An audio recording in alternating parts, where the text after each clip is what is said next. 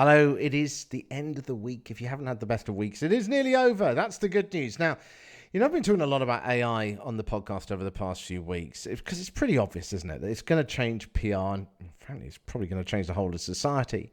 Now, if you're signed up to the newsletter, then you'll also know that I actually sent out quite a long article looking at a lot of different implications of how AI could change PR. And I thought what I would do is just read that aloud because I know some people listening to this show are listening to it on the train or in the car, so it's a bit harder to read, isn't it? So I thought what I would do is read it aloud. It's about 20 minutes long, but it covers a lot of different aspects of how AI could influence PR, so I hope you find it really useful.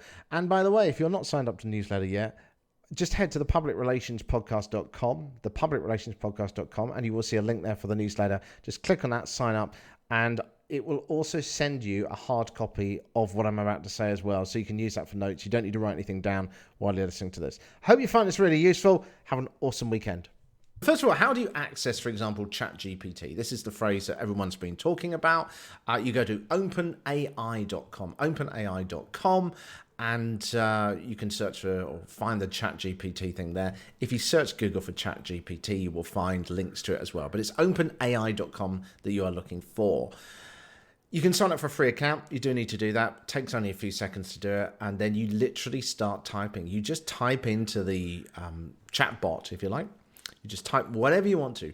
Ask it anything. Ask it to write something, an answer to a question to do with the industry or the niche that you're working in the style of Shakespeare, if you like, and it will try and do that. Try lots of different styles of questions to see how it reacts to it. It's amazing how much knowledge it's got, but I'll talk about some of the limitations in a few moments' time. I guess the first question a lot of PR people will be asking, though, is can AI write a press release or an article for you? Well, in theory, yes. It all depends on how much data it has on that topic. If you type in, for example, write a press release about ChatGPT into ChatGPT, it will write a press release with quotes in a format that is pretty much ready to go. If you write a press release on the outbreak of COVID, it'll do that too. If you want a short article on COVID, it will do that as well. If you are writing some content and you're stuck and need inspiration, then AI can certainly help to finish off that article too. It will even help you write a book telling you what to include and questions for interviewees. If you need 3 case studies to fill out your article today, you may well be able to find them on there by simply asking it as well. Just try entering all kinds of things. I mean, if you need to do some research to find the top experts on cordyceps, isn't it? The fungus in the HBO zombie show The Last of Us, and type in who are the top experts on the brain infection cordyceps. I'm no good at saying that. It will give you a list of them and tell you about them. Can it suggest a good title for an article? Try the phrase, what is the best SEO title for an article on AI? Just try some of those and you're going to be probably quite surprised by what it comes up with. So next question, could it write the perfect press release for every journalist? Well, ChatGPT can already answer questions, as say, in the style of Shakespeare. It turns its normal answer that it would give into poetry in the style of Shakespeare. So in theory, yes, it is possible that it could target particular journalists and their style of working, but in practice, not quite yet. AI would need a lot of data on the journalist or the influencer being targeted to be able to assess their style and favourite angle on their topics. And that means it needs a lot of words to analyze to be able to do that. And this is complicated by the fact that journalists often move from job to job. And when you move from outlet to outlet, you find that you get different editorial guidelines which require you to write in different ways. It's something that might actually be easier for influencer bloggers who are just doing it within their own outlet, their own content, or maybe they've written 100 articles on their blog, than it would be necessarily for a journalist that you're trying to target that has moved between different organizations. But as AI gets better, it will inevitably get better at doing this. And based on that Shakespeare example, it's not that far-fetched to think that in the next few years, AI could write an article for your website and write it into a press release which targets individual unique styles of every single journalist or influencer you're trying to reach out to. The potential is definitely there. Watch out for more. And as I say, I will be keeping up the PR community who follow my podcast in the newsletter on that at, let me just remind you of the URL. It is thepublicrelationspodcast.com/subscribe. Can you use it to repurpose content? Well, as I say, yes, there are already tools that do that. For example, Summarizer summarizer.org it's called, which tries to summarize an article for you. You enter the article and it tries to pull out the key points from that and sum it up. That summary could, of course, be repurposed as blog posts or anything, or as a LinkedIn update, whatever you want to do with it. You can also ask it to search for the main bullet points in the article. These could be made into lists that could be shared on social media or turned into lead magnets or fact sheets or infographics. The quality certainly varies depending on what you put in there and the system that you're using. But once again, you can see the potential of it when you just try it. Next question. Can I write my press release in one language and send it out in hundreds of languages around the world? Yes. And while it might not seem like AI, it's certainly possible. I mean, AI isn't really needed for this yet, but it's certainly a big factor in it, in working out what you are trying to say when you write in your native tongue. So much of language translation is not about direct translation, but about context and meaning. One platform currently in alpha is Notion AI, but there are numerous translation services, and they're getting a lot better all the time. That said, it may be worth putting caveats on your press releases because the translation isn't going to be perfect, and that could seriously put off journalists who may be less than impressed by your bad grammar and your bad language in their native tongue. If it's enough to distract them from the story you're trying to put across, it may not work at all. But if it's worth putting out and trying, maybe give it a go. Next question. My finance director recorded a video audio announcement and gave the wrong figure. Could AI fix it? Well, yes, to an extent. Tools like Descript.com, which is a video and audio editor, already have a feature called Overdub, which uses a voice model which you train with your voice or with the person that you're trying to use. So, for example, if I said we made a 20% improvement in sales this year, but actually it was 22%, I could tell it to say 22% instead, and it would use my voice to do that. Now, while you can't change the video just yet, so the lips, if you've got a good lip reader, is going to see that you said things differently, it could still save a huge amount on costly reshoots. Next question. Can I describe an image and AI will create an image for me? You certainly can. DALL-E, which is DALL-E, for example, generates images based on a description. There's also a system called Midjourney. It's quite fiddly to use, but it produces some fascinating sort of artistic images and more abstract images. Midjourney generated some images which I used in the newsletter, which I sent out to the followers of William Shakespeare as a robot at the Globe Theatre. And let's just say it generated this image of a metal-looking man inside the Globe Theatre in London, and it was surprisingly impressive. What about music for your creative work? There is Sound Draw.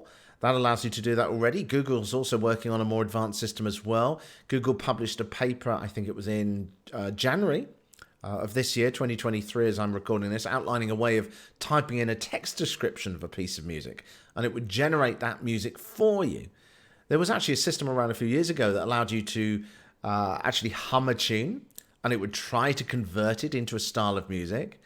So it would literally turn your humming into a piece of classical music played by a full synthesized orchestra, although my humming certainly wasn't exactly Mozart, so you probably need to be better at that. But you can see the technology's coming. What about, can you hold a Zoom meeting and read your notes from the table but never lose eye contact with the camera? Well, eye contact, as we know, is a key part of human relations, as any public relations person knows. When we look down at notes, we lose that connection, right? We all know that sort of Zoom look as well, where everyone in the meeting is looking down. And there's platforms starting to appear that do this. NVIDIA Broadcast is one that is fixing that by making your eyes look at the camera, even if you're not looking at it. It is creepy, but it's fascinating too. So if your computer uses an NVIDIA graphics card, you can check that if you go into your system settings, you should be able to see that. Then that is certainly a possibility. Next one, can I monitor the exact mood of my customers minute by minute? Again, yes, but with caveats. One of the hardest things for AI to do is to think like a human. To draw conclusions, it has to be told what means a negative assumption or a positive assumption. What may seem negative to one product may be a benefit to another, or what may seem negative to one customer may be seen as a benefit to another. So it comes down to the programmer's ability to define for the AI what your avatar of your organization thinks like, how they process the information that they're going to be given. And customer service and marketing software has provided so-called sentiment scores for years, but it's left the final assessment to humans. AI certainly has the potential to do a lot of this heavy lifting work here, saving you a lot of time trudging through the data. But accuracy assessments are going to need a lot more sophistication, which of course translates to be a lot more of an expensive system. Is this a fad? Is AI a fad that is going to pass? Well, my suggestion is just try it. That's probably the best way to answer that. I don't think it's going to. How it's going to be used is more the question. Is it going to speed up my work and make my PR efforts more efficient? Well, yes, potentially by quite a bit, but maybe not as much as it will in the future. It is certainly going to help you find ideas and prompt your thought process and do a lot of the so-called grunt work, but you'll still need to check and fine-tune what it comes out with. I was interviewing a fascinating AI expert on the podcast, Dr. Mark van Rimmerman, who has a website at thedigitalspeaker.com. And he was speaking on the show, and he wrote a book in 5 days with AI. But what he didn't get the AI to write it entirely, but he told the AI what he was trying to do, what kind of questions to ask, who to ask those questions to, and then used what it came up with as the basis of that book. So he wrote it very quickly. Will search engines start using AI, and what will it mean for me? Well, the main thing, first of all, is that AI is simply not good enough yet to provide us with 100% accurate, up-to-date information, but it's not going to stop people from trying.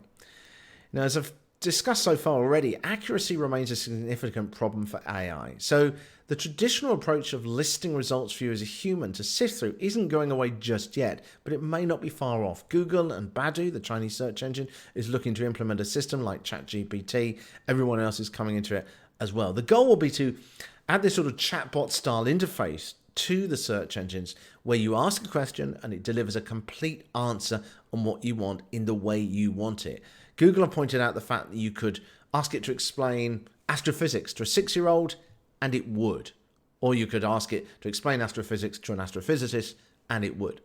Perhaps the biggest question though is how much people will choose to use an potentially inaccurate answer simply because it's easier. Wikipedia, as we know, there's all kinds of YouTube videos about this, is a flawed model because there are always little errors in there. But it's still so useful that we all still use it and just hope those errors aren't too serious. So chatbot search engines are certainly coming. As search engines move to more chatbot focuses, what will it mean for SEO and PR generated content? Well, as accuracy improves, it's no longer going to be good enough to just be on page 1 of a search engine's results. Search engines and chatbots like OpenAI will no longer provide hundreds of possible answers unless you ask them to. Instead, it's going to look at multiple sources and compile its own answers, as I was just saying. There's a real danger you won't even be mentioned, even if your content was a primary source of that. If you are mentioned, you'll probably need to make sure you're in the top 2 or 3 results in the traditional SEO sense. The goal of chatbot search engines will be to give one answer to the person asking the question, not a list of results. Now, on a plus side, when someone asks an AI bot about the experts in the field, if you are considered a good source, you may be recommended with much more authority than a current search result does. When you see someone at the top, you still get a bit suspicious about whether they gamed it or they used a lot of SEO or keywords or whatever to get up there. But if an AI bot recommends you, it may well be seen as the primary source. So that could be good. For this reason alone, inbound PR is going to remain important in order to ensure when AI does mention you and people ask where to find such a service, your name is the one that appears in there. To appear in the AI results, then public relations people will need to feed the bot. What about the impact of AI on online quality and search results? Well, AI is likely to lead to a flood of average quality content. Some marketers are already trying to pump out SEO optimized content from AI before search engines get better at spotting it and everyone else gets in on the AI gold rush. But there are a few factors at play here. AI content will certainly be better than the spammy keyword stuff content of the old days. It's going to write naturally. The answers are pretty clear, the grammar's pretty good, the spelling's good, the structure and the keywords, and that obviously gives it a head start over what we used to see in the past. Search engines are also not going to ignore AI-generated content either. Some tweets sent out by Google said they're not against AI in principle. That's probably partly because they want a slice of this action, but also because they've said their goal is to serve the best answers to their users' questions, whether it's generated by AI or not. But the problem is this.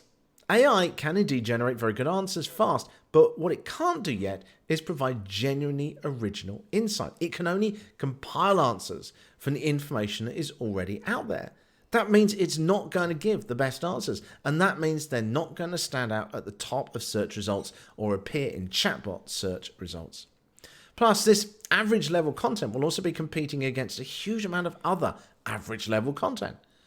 So as AI content appears at a faster and faster rate across the internet, there's going to be a lot of average answers. AI in itself won't be enough to stand out from the noise, because the noise is going to be growing at a whole new level to what we've seen in the past. Search engines are also likely to get better at identifying bot-generated content. They're going to be looking for patterns in the writing, common themes and styles that will inevitably appear as the bots have to work from a pattern to generate their answers. They simply don't have that human ability to find the new angle or the quirky approach. So Google have hinted that they're going to be able to spot this sort of thing. And website authority will also be just as important as search engines to look to see which sources are the ones people reference above the AI noise. But they'll also be checking to make sure that those backlinks are authentic and reflect human patterns for linking to, and they're not just AI bots generating backlinks for themselves. It may also be more important than ever to niche in a topic so as to be the ones that search engines and AI bots reference. And if you're in a general area, the need to actually talk about or to write inbound PR content, which is very specific to a question, is going to be more important than ever. So unique research, unique insight, i.e. even quality, higher quality content that only you can put out is going to be needed if you want the search engines to take you seriously and the bots to reference you over the staggering amount of noise which is about to appear online. Let's talk about some of the limitations of AI now. And AI can, as I say, only be as accurate as its analysis skills that are programmed into it and its ability to learn and the amount of data it has access to. So in 2023, as I'm talking now, ChatGPT version 3 is based on a fairly limited set that only contains information up to 2021. Anything that happened in the world after that, in effect, never happened in its mind. And the content that AI can produce also currently lacks, as I say, that unique insight. All it's doing is pulling the information from other places and then combining them in a way that reflects what you're asking. There's no real analysis or intelligence. So that means that you're going to lack this original, insightful content. Another problem it faces is its ability to know what is correct. It has to make judgments based on what it's found and the signals that point to the most credible sources. And as Dr. Mark van Riemenn, when he was on the podcast, was saying, he's been cited as the author of 3 major academic papers that he never wrote. So AI for now is best seen as a platform to help humans do what they do better and faster. As Mark said, AI is better than a human, but a human combined with AI will beat AI every day. There's another problem, and you really need to think about this one as to how you want to play this, but it's the one of copyright. ChatGPT and all AI gets its vast knowledge and power by reading what is out there on the internet already. In other words, it takes work created by other people and uses it to give answers which appear to be its own, often without attributing the original source right now. There have already been a number of lawsuits for AI image generation, claiming that the image creator's work has been used to help train the model without their permission.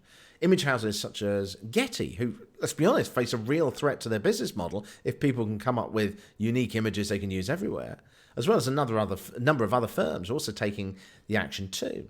In the UK, there was going to be this exception to copyright law that would allow AI to use images, but that has been paused as a result of campaigning. So there's a strong motivation here from the industry to pursue this. AI can't draw an image itself. It doesn't know what an owl is or who Shakespeare is. It needs to gather that information from other people's sources made by other people in order to combine that image. So it's very possible that they're going to be recognizable elements that are going to be appearing in apparently AI original artwork. Some image creators, provide permission for derivative works for free. For example, if you go on something like pexels.com, whereby the image creator says it's fine if you attribute us. But a lot of AI image generation is about gathering lots of different sources, pulling it together, and then not attributing these original sources. What about a copyright perspective for text-based content? Well, by the nature of text, it's going to be a lot harder to prove a copyright breach if the answers are rephrased entirely. Unless the answer is unique and it grabbed it from somewhere and so can be attributed to your work because it is basically saying exactly what you said and you're the only person who said it, which is unlikely though. So it's going to be a lot harder to try and apply copyright principles to text. As mentioned before, if the answer is unique, such as content taken from academic research or specialist publications, then the bots will need to start attributing this to the creator, which could be you.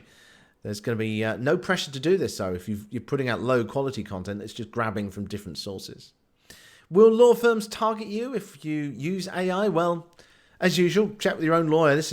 Can't give legal advice here. But if we look at copyright issues in the past, we can see how legal firms first go after the provider of the services and then the people who use those services. So, for example, there was a lot of people using Google image search many years ago for blogs, for example. And now they're being targeted by bots, ironically, which scan the web looking for these images and automatically send out prosecution notices to people. And there's a lot of people who did it innocently, but they're still breaking the law, who have found themselves facing prosecution. As Mark said in the podcast as well, AI is perhaps best used again as its inspiration for content rather than content in itself. And with all those warnings, there's a lot of people who are already using AI to write content, especially for websites and SEO. And the temptation, as I said earlier, is very high to use these, because if you can write articles and content in minutes rather than hours, there's a real temptation. But as always, if you're in an organization, you may want to check with your legal team with any concerns over this. What about the impact on the public relations industry? Will journalists need public relations people anymore? Well, just as with PR, quality media outlets are unlikely to turn to AI fully. Quality outlets exist because of their insight, their contacts, and their ability to provide that unique content. And this could be anything, as I say, from like national media outlets to trade industry outlets, where there simply isn't the data available for AI to deliver what people pay these journalists for. So quality media outlets will still need PR people to give them access to things that they wouldn't get through an automated system, or to give them those insights into new developments that are going on. However, free to low-cost media outlets are likely to turn more and more to AI-generated clickbait content. Now, fully automated newsrooms with no real journalists are a very real possibility, and they're probably coming. For example, when Microsoft bought a stake in OpenAI, they fired 70 of their human journalists and replaced them with ChatGPT. So these low-cost outlets may still accept high-quality content if it gives them a way to run unique content that they wouldn't get from bots. So, in other words, writing content for them, which is ready to go and follows their guideline, is going to be crucial in this case. And when you pitch your story, you're likely to be talking probably to an engineer in the newsroom rather than an editor. And it's got to be ready to go, because they're not going to have time to rewrite stuff. And chances are also they're probably going to be so short-staffed they don't have time to really consider anything that comes in that's original too. So again, you're probably going to be focusing more on the high-quality outlets now. An area of opportunity that is unlikely to go away, though, is with opinion media outlets that rely on talking directly to viewers. For example, news talk radio, live guest shows and interactions. These outlets rely on having that human to host those chats. And watching people over, the colour of ice cream will never be quite as exciting if bots are doing the arguing. Will public relations officers be needed anymore in the industry? Yes, is the assessment so far on this, but the role is likely to change, but I think the title is likely to change perhaps a bit too. We've talked about in the past the problem that PR at times has a PR problem in itself. The transition from the press officer, which so many people still associate with PR, to the person who manages relationships with the public is likely to continue. And if anyone is axed, it's going to be the low-skilled general marketing people. We've seen this happening already in marketing, adverts and campaigns that can be generated automatically, tested, tried, see whether the results are happening on, for example, Google AdSense, where it automatically sees which is the best ad and which is being optimized and automatically optimized, is certainly possible. So those basic things like infographics, which will be able to be generated by AI and design, will be generated by bots in seconds, and you won't need a human person to be doing that anymore. Skills such as video editing could be replaced more and more too. There's platforms like Quick from GoPro, who were one of the early automatic video editors, and it doesn't take an experienced editor to produce something that is, again, average anymore. A TikToker can beat million-dollar advertising campaigns using an iPhone and simple filters and stuff like that. But the thing that AI can't do, again, as I say, is that human element. Now, business is meant to be run on data, but we all know that businesses and organizations run on people, and people don't always act rationally. Amazing to think. But anyway, AI will always struggle to work this out, just like we do often. to work out what other people are talking about too. So highly skilled humans who understand the organization's avatar and the implications of what the bot has come up with and what the senior management want or the organization want will still be needed for years to come to tweak that AI response and to make sure it's not going to do something which is going to upset your particular avatar. Over the next few years, of course, AI is going to get good at monitoring, suggesting and assessing based on data. It's going to become a more and more powerful tool. But ask yourself this, would you let it write a joke to send out to your customers completely on its own without checking it? If you wouldn't, why is that? Why are you suspicious? And that's the point about why PR people are still going to be needed. Another thought on this actually is that there's a strong phenomenon already which shows that when humans talk to bots, there's a lot more rude and aggressive language. In one survey, I'm trying to remember the source of it, but 50% of all commands given to a virtual assistant contained aggressive words or were direct insults. And part of that frustration is due to obviously the inability to answer questions correctly, especially in with sort of your home devices, which often get things wrong. But also the fact that we simply know that it's not a human brings out a side of humans that they want to lay into these people, get frustrated and be ruder as well. And finally, on a practical level, who's going to staff the PR stunt that you organise? Who's going to chaperone influencers and journalists when they turn up for something? For the same reason, bots will never be able to fully manage long-term emotional relationships with the public. They'll get very good at it. They'll get very good at supporting you, but it'll always need a human skilled to make that final call. What about for crisis PR? There's quite a few implications of this, actually. Deep fake, a system which can replace people with someone else's face, body, and voice and generate an entirely new one, will get better. And we know that fully lifelike humans, or close enough to human to be able to fool us, are coming. It's not there necessarily just yet. It's going to take a little more time, but it is coming. So an example of the kind of impact that this could have on your organization could be seen with Eli Lilly, the pharmaceutical company. Now that firm saw $15 billion wiped off its market value after someone tweeted, apparently from their account, that the firm would give insulin away for free in future. That was caused by a tweet. Imagine the effect of a video. It may be that society grows to distrust any sort of content, but if enough people are pulled into the ruse, or even if they just shared it for fun, even though they knew it wasn't true, mud sticks, as we know in PR. AI will certainly get better at detecting AI fakes. You can envisage YouTube adding a warning that content may be fake, but the people doing it will always be one step ahead. And just like Eli Lilly, attacks could come from activists looking to change an organization by force, or from criminals. It'll be possible to threaten brands with bad press, just like distributed denial of service attacks can currently take down websites. In the case of attacks on website, hackers can bring down websites by swamping them with visits with bots. The same could be true for fake content. For example, if a central fake piece of content is sent out that is backed up by multiple other pieces of content that appears to validate the original content, the damage could be done. PR people are already on call 24/7, but it will mean they're now on call every second of the day. Well, that said, AI, if you can afford it, should in future be able to monitor growing mentions and trends around a brand you're looking after quicker and before they even happen. But again, the companies behind that know how valuable that could be, and they'll be charging for it. As always, you always want to have a crisis plan in place anyway, whatever you're using. So talking of money, can you afford AI for your PR? As I say, Dr. Mark van Riemen, speaking on the podcast, said it's not so much a question of whether you can use AI, but what quality level you can afford. The more you pay, the higher the quality of results you'll get, and the more useful it will be. For example, small PR operations could use simple open source AI to help draft press releases and articles, but large organizations could be analyzing trends in the customer base before they even emerge, and analysing where those trends are likely to go next, allowing people to steer the PR side of things, such as events, stunts, and real human interactions to reflect the data of that day. Will the results you get from AI tools be limited or restricted or on ethical grounds? Yes, it's quite possible, but it probably is going to depend as well. If you look at ChatGPT, for example, already it won't provide a press release on the death of Diana, Princess of Wales. It tells you the topic is not suitable. It's inevitable that governments, law enforcement, companies, and activists are going to try and influence the results that you get.